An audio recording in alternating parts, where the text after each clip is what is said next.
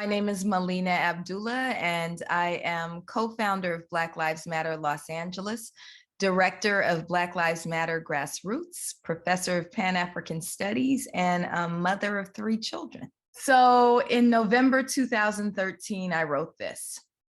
Under capitalism, we are trained to compete rather than cooperate, to hoard rather than share, and to hate rather than love. Capitalism breeds a coarse, cold, and cruel world. As revolutionaries, we are charged with transforming the system. Living a life of loving kindness is a good first step. Hashtag be kind. So that was 4 months into Black Lives Matter. There's always been an analysis of the relationship between racism and capitalism. Malcolm X says you cannot have capitalism without racism, and that's absolutely a truism that we see emerge also in this Black Lives Matter movement moment. And Black Lives Matter, when we were birthed, had a critique of capitalism, understood that capitalism necessitates really harm brought on Black communities and the exploitation of Black labor, exploitation of Black consumers, exploitation of people of color.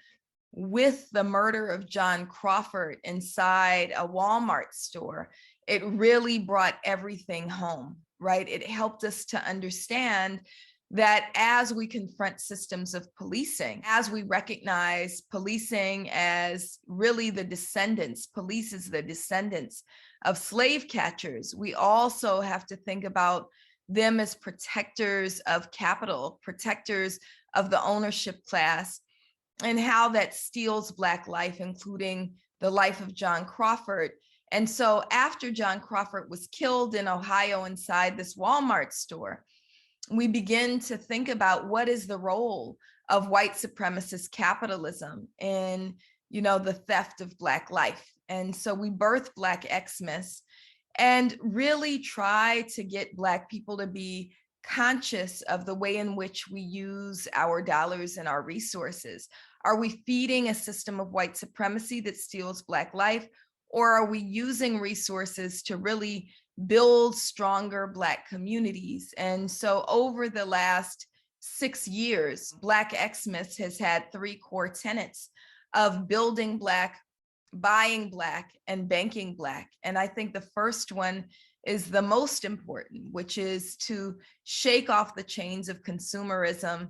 Remember that you don't have to just be in a frenzy and run into these stores and buy people things that they don't need.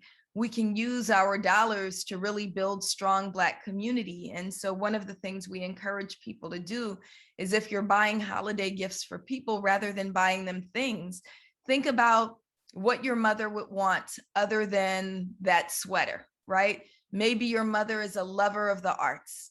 Maybe your mother would be grateful if you would donate in her name to the Fernando Pullum Center, which provides free arts programs to Black children, right? Buy Black is sometimes your mother really does need a sweater, right?